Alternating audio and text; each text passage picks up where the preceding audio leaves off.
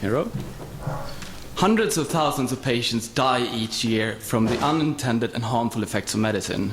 This is the flip side of the benefits that we reap from the medical development, because no product that has the potential to cure disease comes completely without risk. And for this reason, over 100 countries have joined forces in the WHO program for international drug monitoring, with the overriding aim of detecting adverse drug reactions early. Now, in this exercise, usually local clustering of cases of suspected adverse drug reactions speak against an intrinsic causal effect from the drug to cause the adverse event. So if we had 5 reports from different countries, that would trump 5 reports from a single geographic region. And this was noted already by Sir Austin Bradford Hill in his famous causality criteria, where the second is consistency.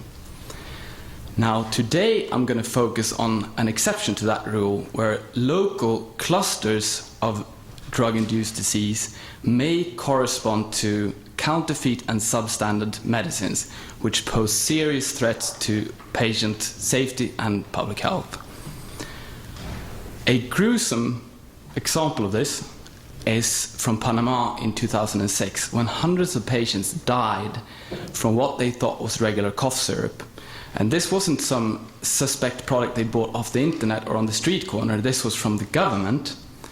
But the government had been misled to include in their product a falsely labeled industrial sweetener which had the toxic effect. Now, Panama is not a full member of our program, so I can't show you this from the perspective of the program, but I will show you another example from Spain in 2001. This is a product used to treat hypothyroidism, and if hypothyroidism goes untreated, you'll suffer a range of symptoms, including fatigue, memory disturbances, and eventually will die. In 2001, Spanish authorities withdrew Tiraxina from the market because there was a problem with lack of effect, and this stemmed from a problem with the raw substance from one of the suppliers. And so I'm going to take you back to 1996 and show you what this looks like from the perspective of the WHO program. So the pink countries are those where we have at least one report of a suspected drug quality issue for this product. And as we proceed over the years, you'll see that the countries change, but there's only one place where we actually have a signal of significantly more reports than we would expect, and that's in Spain in 2001, where we have a total of 24 cases of suspected drug quality issues, and we only expected 1. So this is one out of a number of retrospective findings that we found in a big European project called Monitoring Medicine, sponsored by the European Union. And so I'm going to spend the next minute or so showing you a bit of a look under the hood of that approach. And it really has 3 components. It's the data, it's terminologies, and it is the analytics.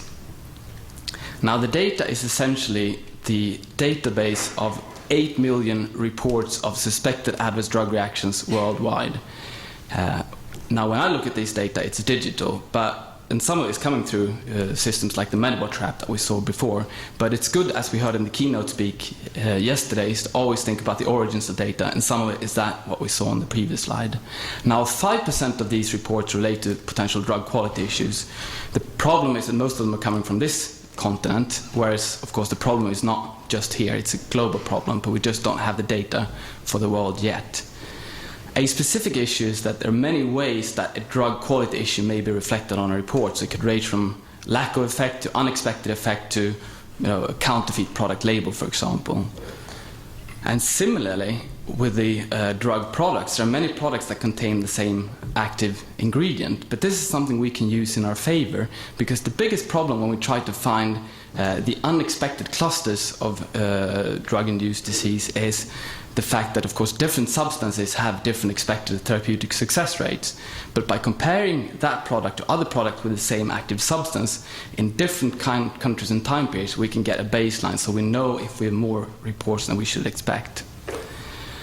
So I showed you the Tiraxina example, which was out of the Monitoring Medicines project, and the next phase here is to really do a more in-depth review with a number of the pilot countries, and also to explore other data sources like we've heard about in this conference, and also refine the method.